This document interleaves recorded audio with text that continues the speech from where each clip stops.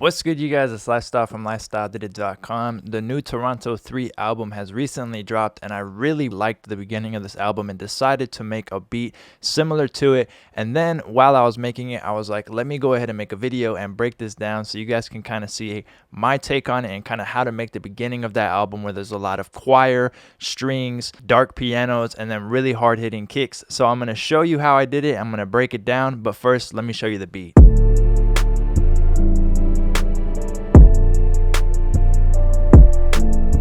All right, so Tory's obviously very versatile. He has like 14 different singing voices, freestyle type of beats he gets on, R&B type of beats he gets on. But one of my favorite styles of beats that he chooses are those very dark string, choir, evil beats with a very hard-hitting kick, and it just goes crazy. So I ended up creating my version of this, and today I want to break it down to you guys. So first I went ahead and started with these keys, and I'm going to show you guys everything I did, but I'm going to just let you hear each part individually first, and then we'll go ahead and break each part down. So let's listen to the first set of keys.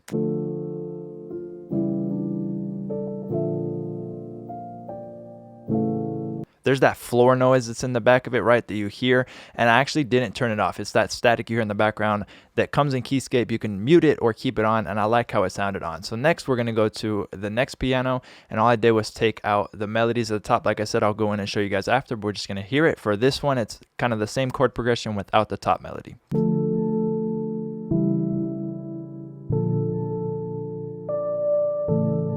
Right, and then we have some strings.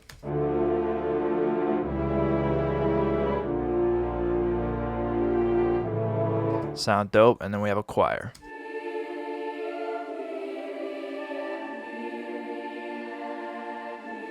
Right, and then the last part is a very deep string.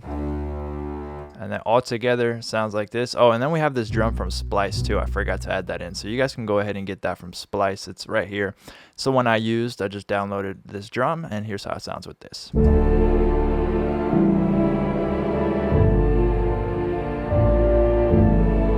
Sounds crazy. All right, so in Keyscape, what I did was just lay down a nice chord progression first. I'll show you the top melody at the end. So I went ahead and started with this chord. Then I went over here, and I continued on, and I just ended up liking how it sounded. And then I just added a quick top melody to it, as you can see. So after I went ahead and did the chords, let's go ahead and mute these real quick. The next thing I did was just lay down this melody over it, and it ended up sounding really cool.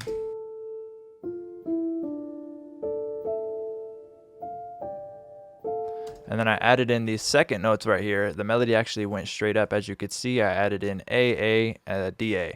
And that kind of, if I mute these, you'll hear what this sounds like, right?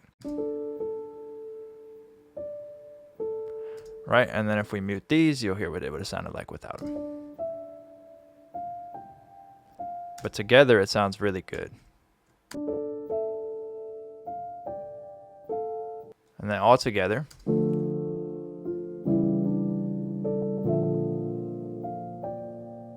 So like I said, start off with some simple triads. The nice dark chord progression works really good. And then I added a seventh here, added some harmonies under the top of that part of the melody. And then I just copied that over to Omnisphere, I believe this is. Yeah, this is an ambient space piano. And in here, it's the same chord progression as this, but I took out these in-between notes, right? These filler notes, and I just extended my first melody lines and then came up with this.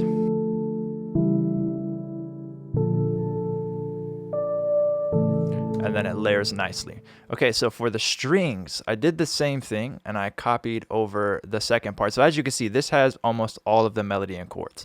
Then this gets rid of some of the melody, and then the strings actually gets rid of all the melody, and then we're just running triads with the root note pitched down, and then some of these have like a seventh layered on top, and then that's what gave us that cool string effect.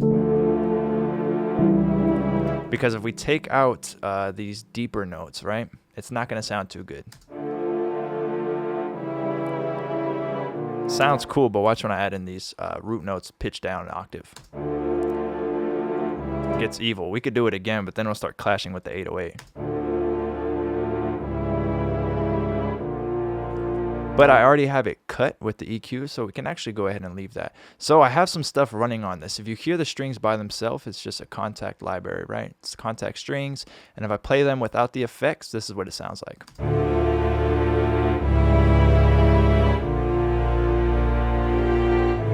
Sounds good on its own, but in the context of the mix, I didn't like it. So I actually added unstable, which actually warps the sound a little bit. And then I added Kramer to get a little bit of wobble and saturation in there. Alter Boy to add a higher octave to it and then mix it down. So, see?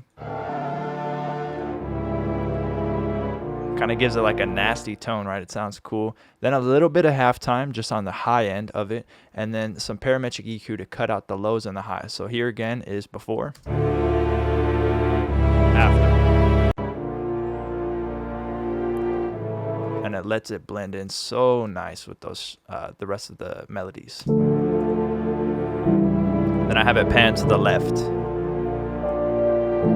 So next, added an acquire, just acquire from Omnisphere. I think it's running into a little bit of EQ, cut out some lows, some highs, a transient master because I didn't want the transient of their voices in there. I wanted it kind of tucked in the back, so I used a transient master. I took out some of the attack, it kind of tucked it back, and then Kramer to give it a lot of saturation.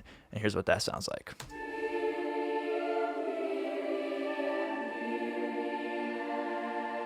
And then the last thing is I duplicated the string over here and then just added in a very low tone of the string.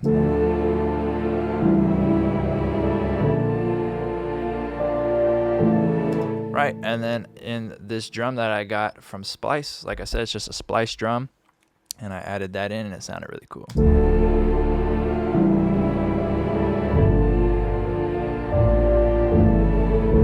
Originally, I just wanted it for this first note. But then when I added a little bit of a melody to it, I was like, oh, that sounds cool. And I made sure it didn't clash with the 808. And then after that, I just layered in some drums from Versa and then a free hi-hat from the ammo kit, along with the kick and an 808 from Versa as well. And this is what we ended up getting.